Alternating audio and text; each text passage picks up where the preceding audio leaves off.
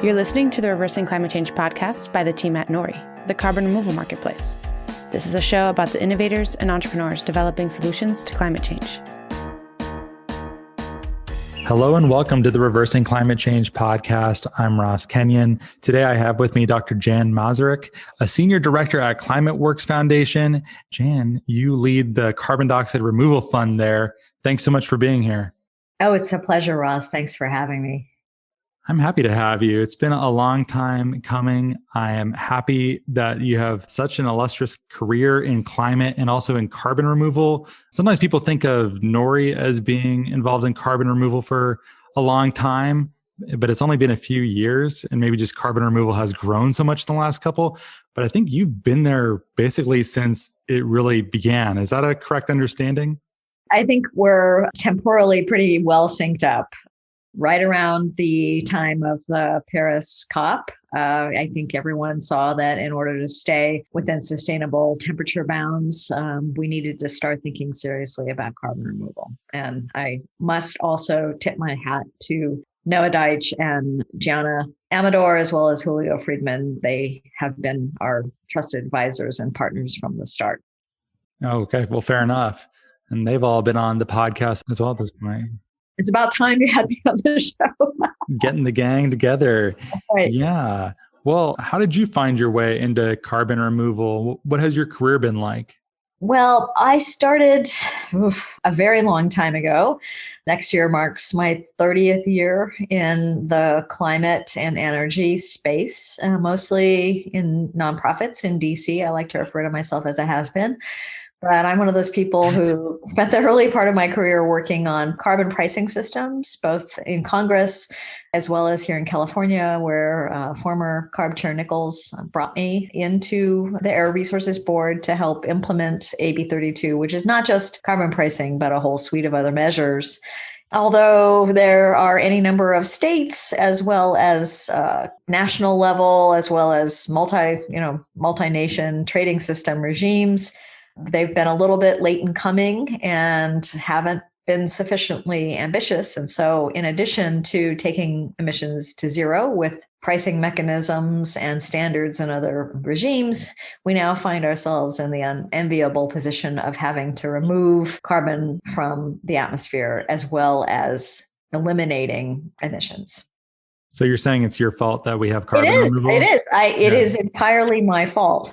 I worked on systems that, for whatever reasons, resulted in big collective action problems and free ridership problems. So, yes, it's my fault, and so it's entirely appropriate now that I'm working on the removal piece.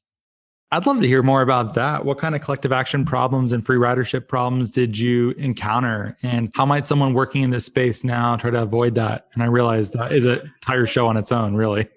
It's a great question. And somebody actually very, very smart in the UK during a webinar earlier this morning sort of posed the same question. It's like, if we can't get all nations to agree to join in a global carbon pricing system where we impose a price on fossil-laden fuels and reward fossil-free endeavors, what makes us think that we can somehow create a commensurate system for removal, which, because although there's excess CO2 in the atmosphere, it's much more diffuse and takes a lot more energy to try to pull it back down to Earth than just capturing it at the sort of end of pipe flue gas stream.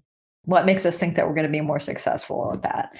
And my short answer is that I tend to be a bit of an optimist, and I look at what people said 30 and 40 years ago about solar and what they said about EVs. And now, Musk oscillates as being one of the wealthiest people in the world because he's designed something fabulous that people want to drive. And it has the added benefit of not releasing any tailpipe emissions. And I'm not going to say that society should innovate its way out of problems, because sometimes when we innovate, we create new problems for ourselves, right? Fossil eliminated horse manure on the streets created climate change in the process. But that being said, when I look at people such as Noah Deitch and Gianna Amador and their patron, Matt Rogers, who invented the Nest thermostat, I am eternally optimistic. And I think one of the great things about carbon removal that we don't talk about very often is that we can create carbon to value. And I know that's a topic that's very popular among your listeners, and many are engaged in that. But it's a narrative that I find creates a lot of hope for people, that we can bring CO2 back down to earth and either lock it up permanently, or that we can turn it into really, cool things. That's not carbon negative. It's sort of carbon circular. But it makes people feel much more in control of a problem that otherwise seems almost hopeless to solve.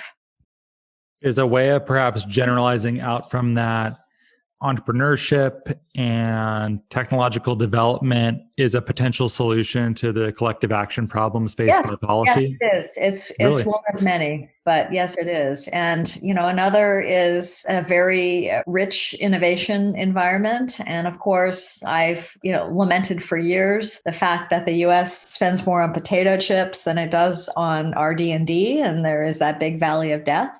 But I'm cautiously optimistic now that this new incoming administration, particularly looking at the new Biden-Harris budget numbers, and I will flag an excellent blog that Gianna published today on it, recognizes the importance of supporting early stage technologies such as direct air capture to bring them down the cost curve. But I think, government RD&D as well as entrepreneurship are two pathways that have incubated any number of great breakthroughs. And I'm cautiously optimistic that we can do the same here. We've had so many pessimists on lately, Jan. So thanks for sticking your neck out. I'm usually a Debbie Downer. I don't know. Yeah, we've been wanting to do an episode about what is happening with the Biden administration and carbon removal. This might be a good chance for us to open that topic up some. What are you seeing? Well, I'm absolutely delighted that so many of our top former grantees and thought partners and others have been appointed to really important posts in the Biden administration. And I won't say that that has anything to do with their affiliation as former grantees of ClimateWorks. I think it's just that they were standouts in the field to begin with. But it's delightful to see them sprinkled throughout the Biden-Harris administration and creating a whole of government approach to thinking about removal. Let's talk about the American Jobs Plan and what we're seeing in there, what you're looking forward to. Saw some good things about 45Q in there. Yes, we're very optimistic about 45Q so we can talk about sort of executive branch action. We can talk about developments on the Hill. I think in sort of looking at the Biden-Harris climate agenda as a whole, first you have to look at the executive orders that came out in January, the most recent stimulus that was passed, the December stimulus, which contained all kinds of fabulous provisions for direct air capture, even though it was still the Biden-Harris transition at the time, the American Jobs Plan, and then most recently, the Biden budget. And when you look at those things, those measures as a whole, they are poised to make historic strides on climate writ large, particularly climate mitigation, but also elevating justice and labor as part and parcel of climate progress in a way that I've never seen before. So that's historic. But I also think that it's very remarkable, putting the executive orders aside, to look at the degree of ambition coming out of DOE. And I don't think that's a coincidence. They have their first female deputy in the Office of Fossil Energy, Dr. Jen Wilcox, who's magnificent. And we've seen announcements already out of DOE for $100 million for deep decarbonization and advanced technologies, as well as $24 million for direct air capture applications that use less energy. And as Gianna notes in her most recent blog, the Biden budget has also proposes additional funding for the Office of Fossil Energy, as well as a name change to the Office of Fossil Energy and Carbon Management, and funding specifically for DAC. So that's very exciting. But, the technological side of removal is just one part of the equation. We're very excited to see Robert Bonney back at the U.S. Department of Agriculture. He's a thought leader in the space of carbon removal on the land side, but he comes at it with a jobs lens primarily. So we're super excited to see $161 million there for potential funding to make sure that the carbon that we're both mitigating and or avoiding as well as removing from soil is more accurately measured, reported, and verified. That's very, very important and also demonstrates how the U.S. can model leadership in going into the international discussions on the NDC side. We have really good confidence about how much we can do on the energy side to meet our Paris commitments, but the natural side of the equation is always beset by greater scientific uncertainties about how much you're storing and removing. I'll just pause there for now, but we're also very excited about the appointments at the Department of Interior. We see our partners on tribal lands as vital to carbon removal, as well as attendant co-benefits in the form of greater forest health and greater soil health. I did notice this, and oftentimes there's a split posed between these two camps of an industrial carbon removal and ecological. But it seems like the Biden administration is very all of the above, which makes me wonder if that is actually true and what actually is not included in all of the above within their carbon removal plans. They just made a very, very important appointment on oceans, but our newest area at ClimateWorks of exploration. And again, we're not necessarily proponents, but we want to make sure that, when and where removal happens, it's very thoughtful and that the opportunities outweigh the challenges. And so as many of your listeners probably know, and you must also know, Ross, as we become more successful in removing carbon with technology and with trees and soils, unfortunately, the ocean has been storing up a surplus of CO2 and it's going to give some of that back. And it's also suffering greatly from that additional CO2 in the form of acidification, which harms shellfish and other marine life and inevitably will also alter human livelihoods. Well, Jan, I thought you were supposed to be the optimist here. But I'm waiting and hopeful that although the Biden administration, I think, has a very deep bench of talent, both on the technological side and the natural side in the administration, we're also hoping to see equal levels of ambition on the ocean side. Hopefully, also around ocean removal, ClimateWorks has been funding the National Academy of Sciences to complete a workshop on ocean CDR. And we're very much looking forward to that publication as a way of calling attention to that important topic as well. Yeah, I can't wait to read that. That's fascinating. I think for listeners, they probably know about the basics of blue carbon. We did an episode on whale carbon once upon a time. That one's great. We've also done, mangroves. I think people know about kelp farming and marine permaculture. But I think there are also some new industrial technologies for ocean capture that are coming down the pike. Is that right? Well, I like to think of them as natural because, the way that the earth and the oceans have managed the ocean's pH, and I like to think of it as, the ocean is kind of analogous to, human blood pH, because it's where ultimately life all kind of came from. But as rocks that are highly basic erode from rainfall, I'm oversimplifying, but, they wash out to sea. And there's a very complex mixing process that takes place, but that material buffers the oceans in the same way that taking a Tums helps to reduce a tummy ache when one has ingested too much lemonade or something. And there are, at least theoretically, approaches to accelerate that process.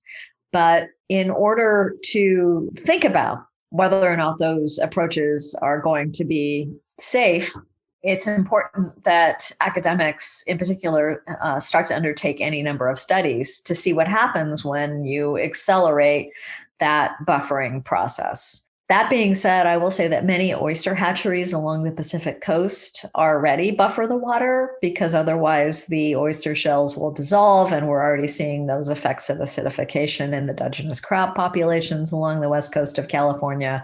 So the ocean is becoming increasingly acidic owing to increasing CO2 levels. There are natural processes that can address that. There are already some commercial processes, as I mentioned, in oyster hatcheries that need to be done to apply to that. So one can set up experiments using oyster hatcheries, for example, as a way of seeing whether there are any unexpected challenges to marine life that occur from these processes. But as many listeners, and Ross, you also know, there are some companies that are, going out and looking to olivine approaches. And that is something that we're still several steps behind and funding basic academic research to look what happens to the marine aquatic life when you accelerate this natural process. Fantastic. I know there's a lot of work to be done just on the basic research side on so many things within carbon removal. Is there not an analogous process happening in the oceans with direct air capture? Is there anyone working on large machines that separate carbon dioxide from, I guess, ambient water? What even is the term for that? It doesn't make sense in a No, I've often wondered about that. Is that direct air capture if it's from the sea? And I know under the Sea Fuels Act, the Navy in particular had been exploring that as an approach, I believe, in a way that's kind of analogous for the long-haul aviation industry and thinking about extracting that CO2 and converting it into a fuel. And so there's the Sea Fuels Act. I am not directly aware of other approaches to directly remove CO2 from seawater, but I'm certain that there are any number, and listeners are probably aware of those. But that is an area that we haven't yet moved into in our ocean CDR strategy, just because it's hard enough to get our arms and minds around ocean alkalinity enhancement. There's a nice little video explainer on our website that we've developed for that approach. And we're also looking at the phenomena of growing additional seaweed. And the question there being, does it really sink down to the bottom of the sea and store the carbon as it needs to, or does it dissipate and not achieve that effect? So we're looking at seaweed and ocean alkalinity enhancement first and foremost, and then we'll look to the other ocean approaches as time and resources permit. Is the jury still out for you about sinking kelp to the seafloor? We have a very deep bench of experts who are, as one might expect, divided on that question. And some say, yes, it does sink and permanently stay down there. And others are still wondering about the economics of how one does that cost effectively. But the science isn't in question so much as the economics of it making sense. I think there are still very open questions around both, and we're funding research to get greater clarity into both.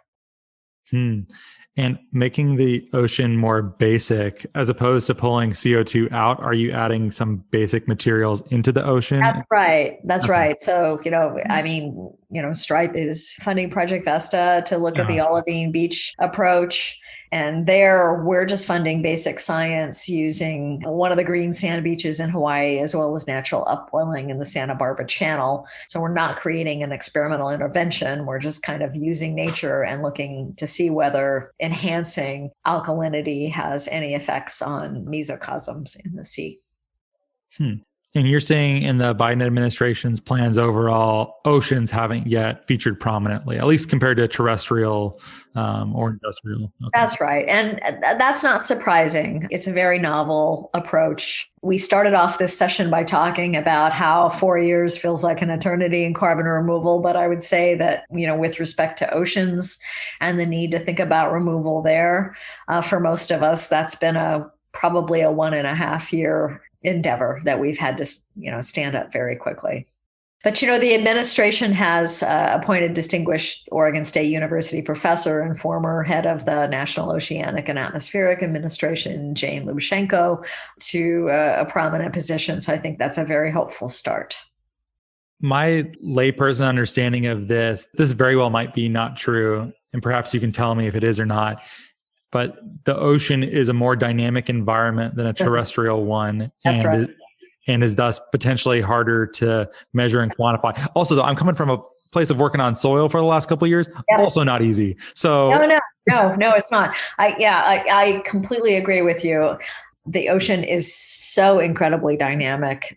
one could spend hundreds of millions of dollars on academic research and still not settle all of the questions that need to be settled. And that is beyond climate philanthropy's resource capabilities and something that we hope, Congress in coming appropriation cycles will think about supporting. There's a chance that alienates potentially more conservative, otherwise supporters of something like this, or it gets enough buy-in from everyone because jobs and dealing with longstanding issues could potentially be popular. How do you think this will play out?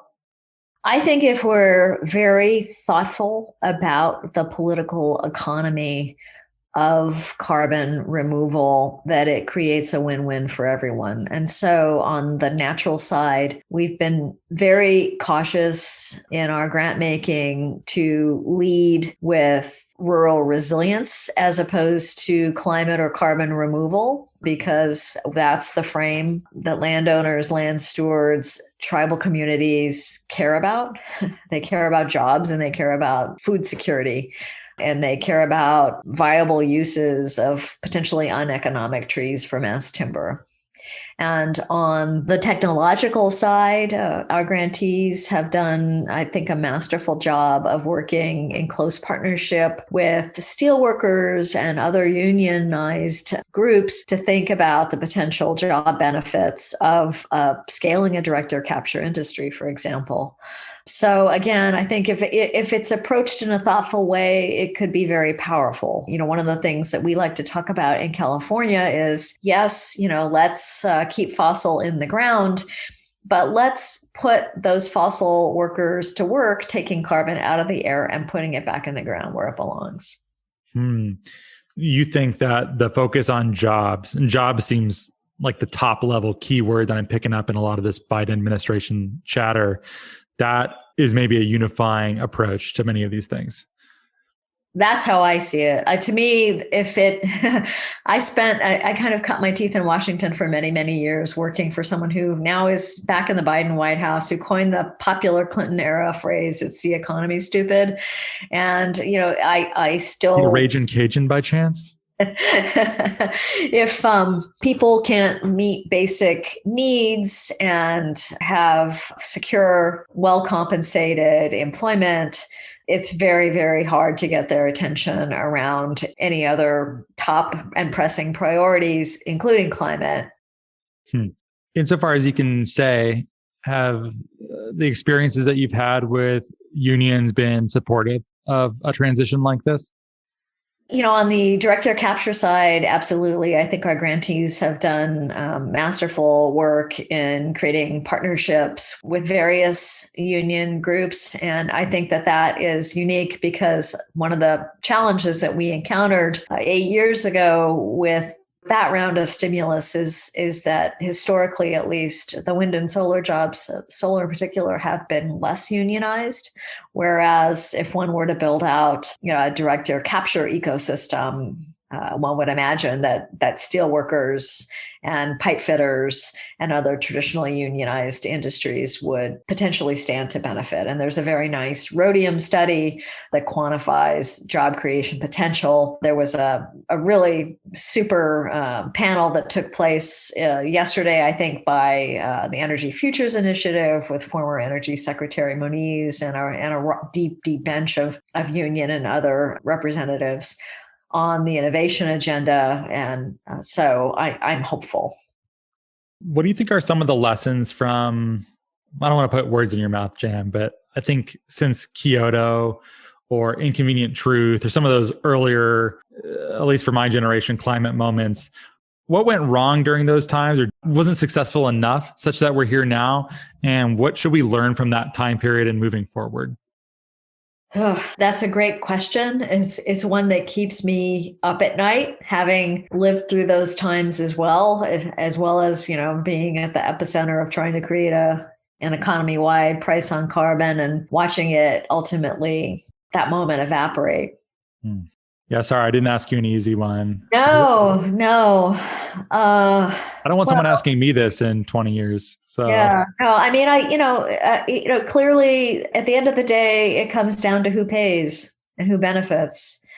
I think carbon removal may be one of those opportunities where The global north probably will need to bear the cost of creating the tools and rules to pull carbon back down out of the atmosphere and then deploy at much lower costs, since it bought these approaches down the cost curve, whether they're MRV for soil or the price of direct air capture, so that they're available to the whole world. But also I can envision a system where, those who emitted most mitigate the most and also bear the share of removal.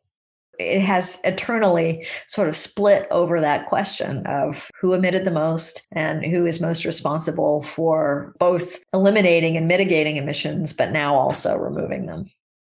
Yeah, it's a hard question. It seems like the common sense justice concern is that if you make a mess, you should be the one to clean it up. Right, exactly. And we've done okay on, bringing dramatically down the cost of wind and solar, in part because our partners in China did a very, very good job of driving down the cost of solar panels. But here in the United States and in Germany, we adopted feed-in tariffs and renewable portfolio standards. And I'm very optimistic that we could do the same thing with carbon removal.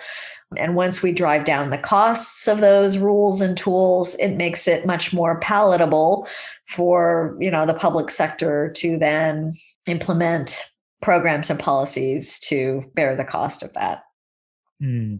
My admittedly basic understanding of the solar cost curve is that Germany's various types of subsidies really helped that go, in addition to basic research from the US and elsewhere.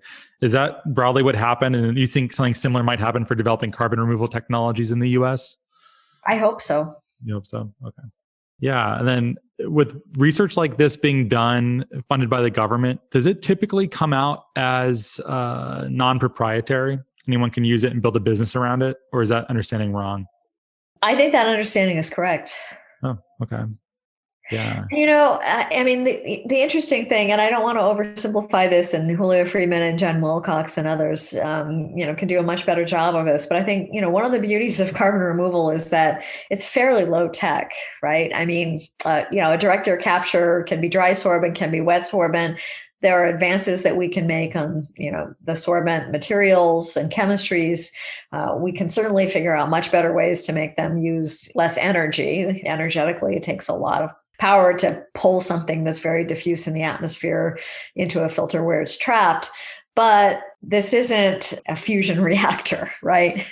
And trees are very basic technology. The soil issue is tough just because the heterogeneity issues of soil varying from one meter to the next. But these are all sort of surmountable. They're not wickedly hard problems. And so the point of that is that I'm not convinced that there are that many breakthroughs that we need. I think we mostly, on the land side, there are going to be some very thorny governance questions associated with the amount of trees we need to reforest and afforest, and how that collides with other land uses, such as farming or indigenous dwellings. On the technological side, there are going to be governance issues as well, to be sure. But as I said, these are lower tech relative to some other types of applications. And so I think that we can drive the costs down primarily by scaling and learning by doing. You're making me feel so good right now with this not being a wicked problem or a set of wicked problems, not that many breakthroughs required. God, we have had so many doer shows lately, Jan. This is feeling like a breath of fresh air. Thank you. Sure. Given that you've worked so much on carbon pricing, the hope of a carbon tax or a fee and dividend was that this would be use the best of the market and prices to get action on climate. It would be appealing to people who are more right of center. It would also have climate impacts, which would be conventionally left of center. But some people worry that it wouldn't have enough buy-in. There's not this focus on jobs and equity that I think the Biden administration is really trying to get enough emotional attachment almost. Carbon pricing seems really thin and almost something that an economist would like, but maybe the average person finds alienating. And you've been talking to people inside but yeah, that's right. Wildly, but what do you think about that? Is that right? I think that carbon pricing is not in vogue in the United States, to be sure. And I also believe that because justice groups were not brought to the table early on in some places around discussions pertaining to offsets, that was a dreadful missed opportunity, and it has cast a shadow over carbon pricing efforts. I think there's also a sense that a carbon price is inadequate to drive deep decarbonization. And I think what that means is that if you have a carbon price, you have to set it very, very high to incent the types of things that we need. I mean, if you took away 45Q in the low carbon fuel standard, you'd have to set a price of $600 a ton to do DAC, right? Carbon pricing has this Goldilocks problem. No one wants the price to go too high. No one wants the price to go too low. So you have to bring in all these other quote unquote complementary measures, as we do in California. We have a low carbon fuel standard. We have a price on carbon. We have any number of other approaches designed to incent deployment of technologies such as EVs, wind and solar. So carbon pricing is not having a moment in the United States, but it is, the EU ETS has just entered its second phase, incorporating lessons learned from initial design challenges. China is doubling down on carbon pricing. And so I'm not advocating for carbon pricing, but I think a challenge is that in the absence of a price, I see the debate in the climate community as devolving into Madisonian factions.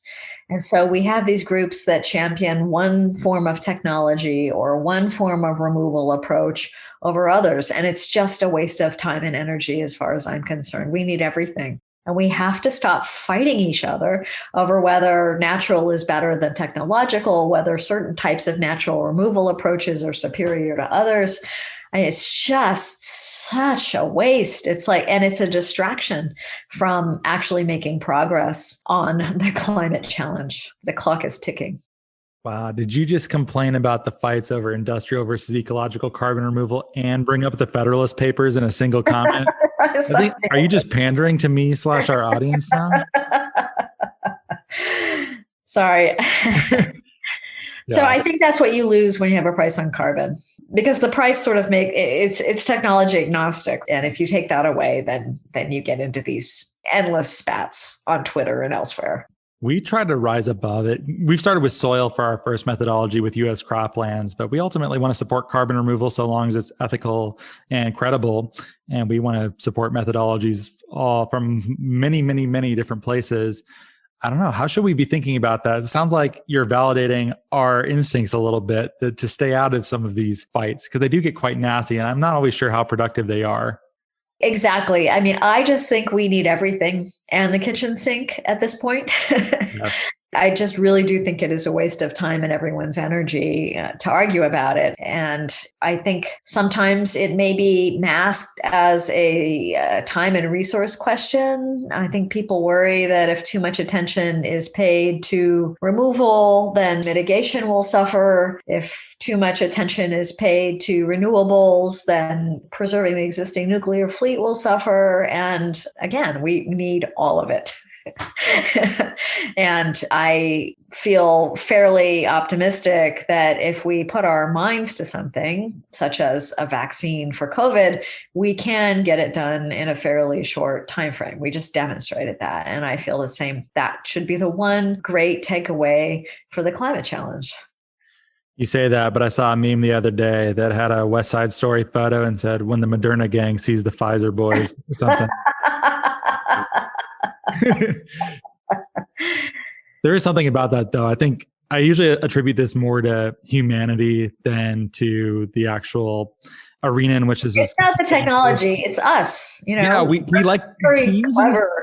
We're very, very clever, and I always like to think back to 2001 and the bone. It can be a tool.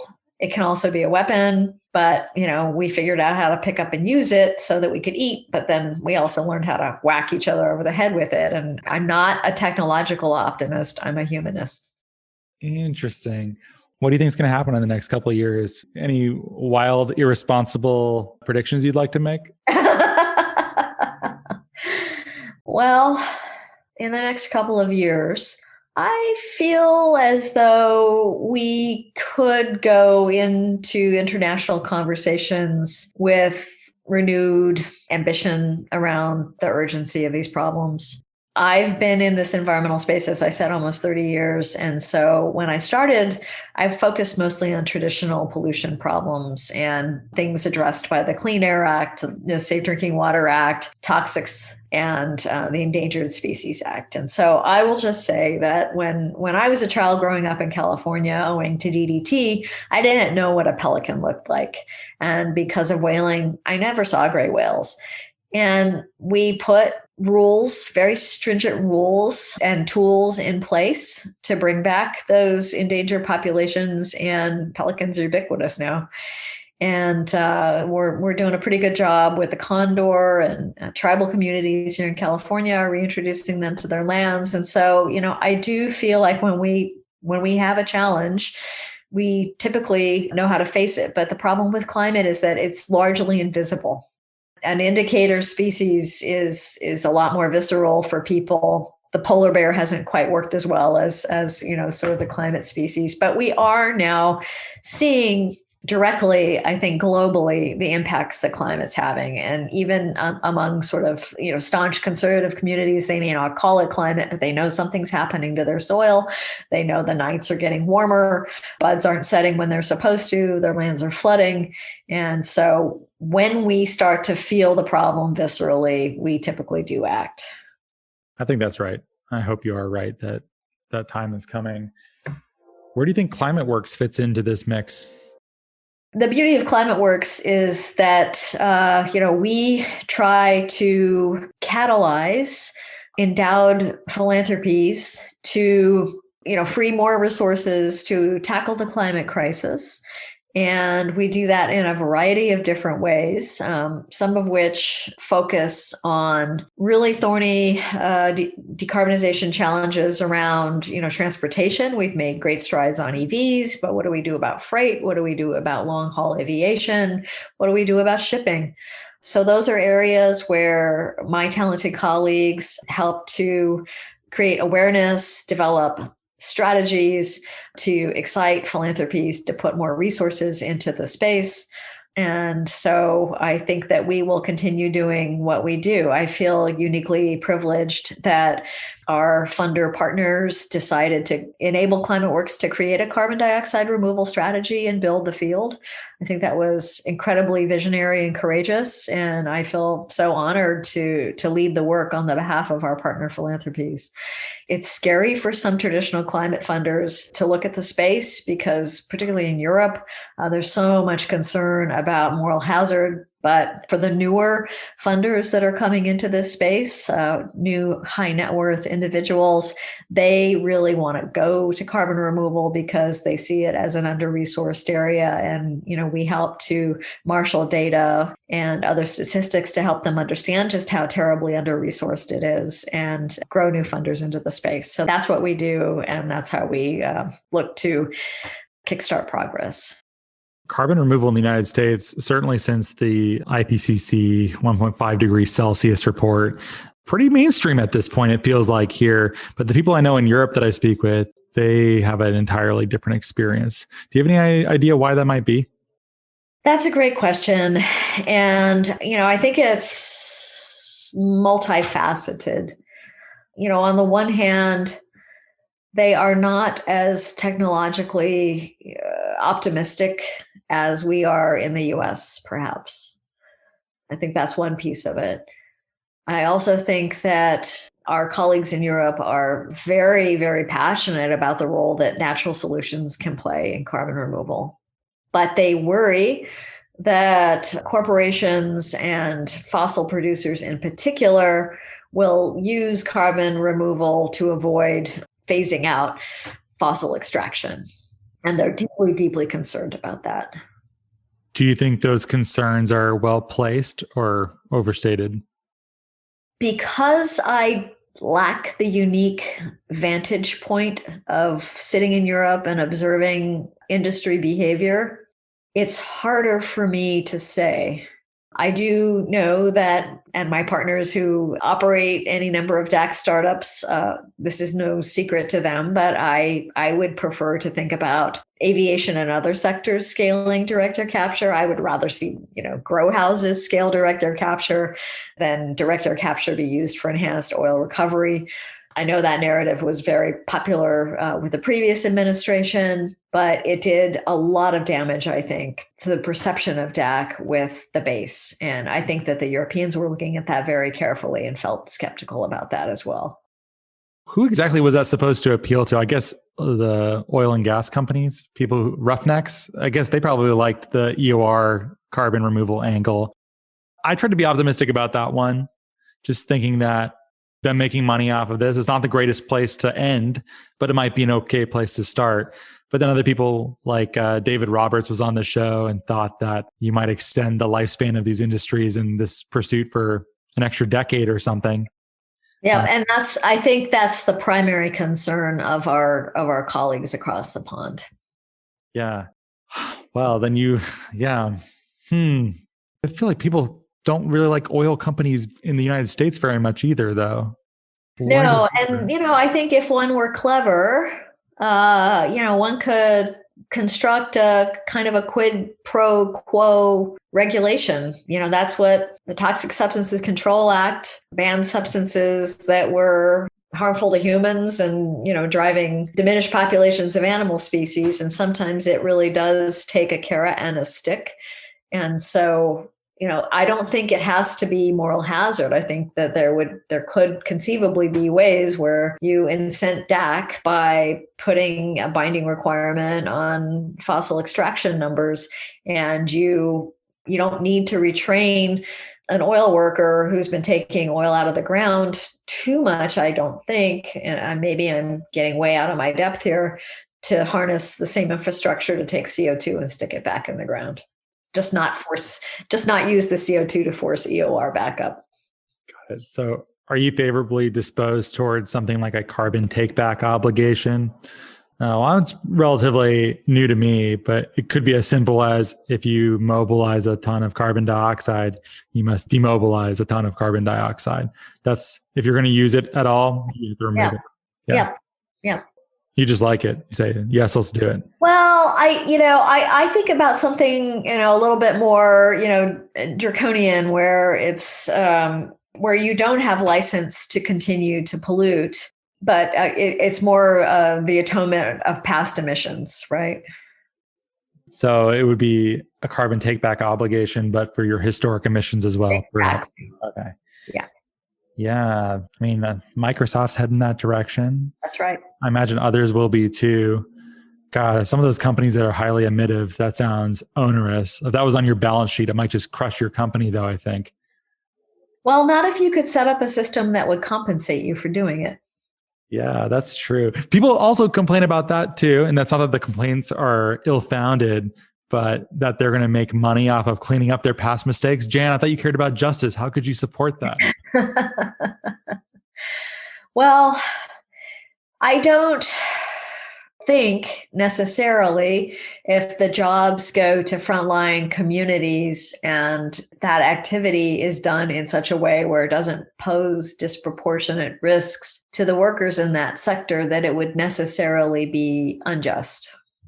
Right. If we took the entire sort of petrochemicals industry in Texas and Louisiana and over time converted it from an extractive production industry into one that takes CO2 out of the atmosphere, turns it into products, and where appropriate, locks it away in geologic formations, I don't necessarily see that as being a bad thing. I also keep seeing discussion of carbon removal and frontline communities, especially from Carbon 180. They should probably come back on for an update too. It's been a while. Could you maybe sum up what exactly people mean by that and what the relation between these two things are? Our experience with the cap and trade system and with offsets, as I mentioned earlier in our conversation, led us to understand that the more groups that are at the table at the early stage of a conversation about a climate intervention, I think the greater likelihood that the intervention will actually translate into action.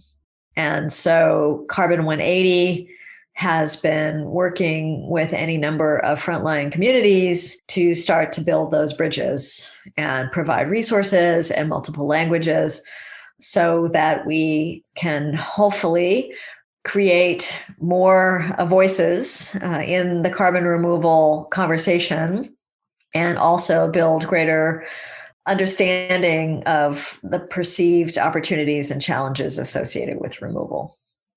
I don't think I asked you that many easy questions today, Jan. No, you haven't. That was a softball. That was a softball. Yeah. We're very proud of Carbon 180's work in that space because it started in 2019 and wasn't just, the work was well underway before the events of last year. Certainly was. No, Carbon 180 has had a lot of leadership in the kinds of conversations that happen within carbon removal. And I think they're a great place for people to go and catch up on that too. Because I think linking environmental justice and carbon removal, I'm trying to remember before Carbon 180 started dealing with it. I don't know. I guess Holly Jean Buck's been on that for a long time, I suppose. She has, and our partner at ClimateWorks, who's with the Climate and Land Use Alliance, Tracy Johns, has been making, I think, very important grants to youth voices. We're planning a workshop with representatives from Indigenous communities and has been, funding other groups worldwide, and with the point of, bringing other voices into this dialogue, which is really important. So I would say that it's imperative on the land conversation, particularly as well as on the technological side. Beyond the basic, pretty obvious concerns that carbon removal, if not done correctly, could actively harm people.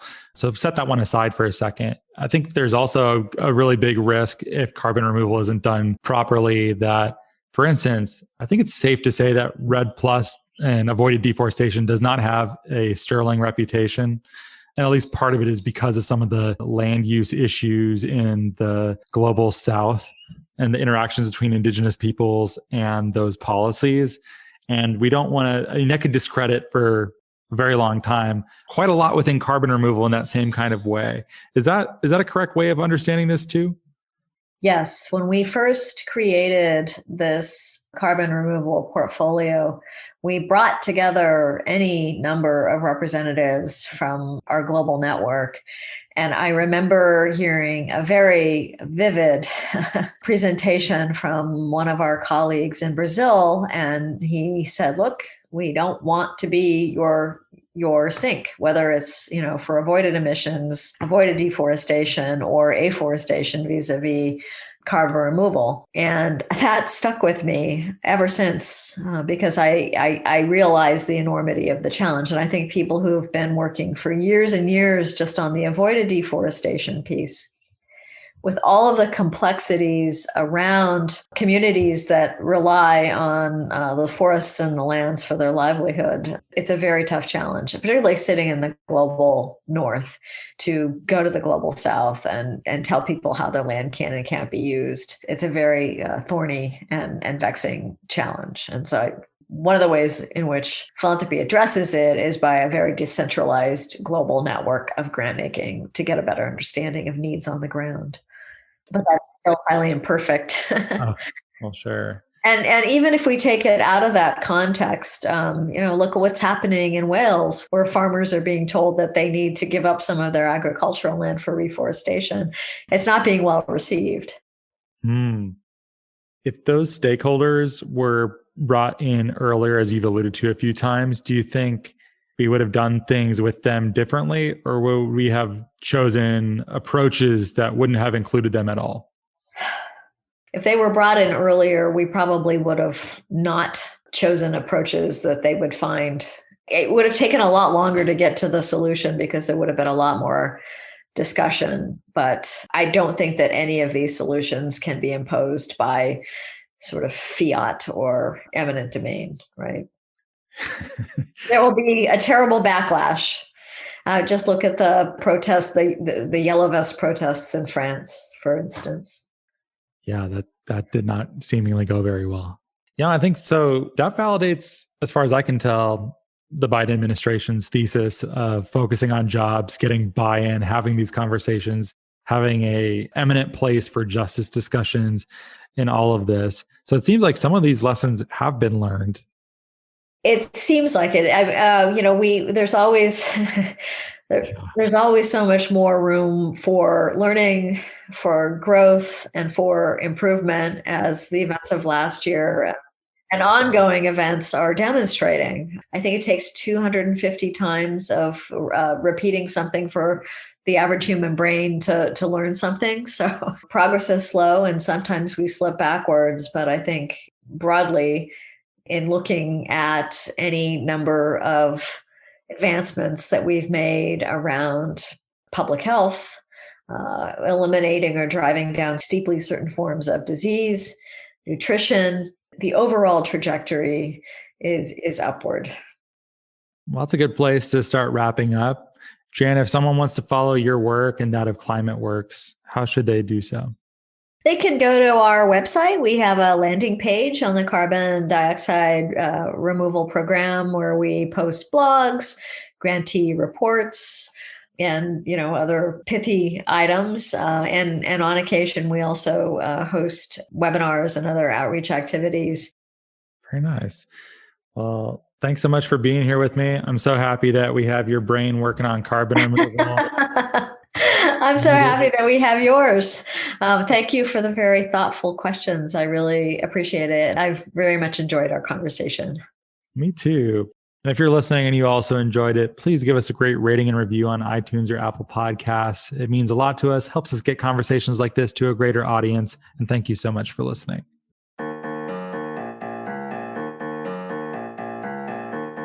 Well, thank you so much for listening. If you like the show, please rate and review it in Apple Podcasts and or Stitcher. It really helps us a lot to get this content to a wider audience. If you think what we're doing is useful, interesting, fun, hopefully all three, we'd certainly appreciate your rating and review. You can keep up with Nori at nori.com, where there is a newsletter. That's nori.com/subscribe. There's podcasts. There's a whole bunch else. Or you can send us an email at podcast@nori.com. We are also now on Patreon at patreon.com/noripodcasts if you'd like more content, engagement, and community. And thank you so much for your support.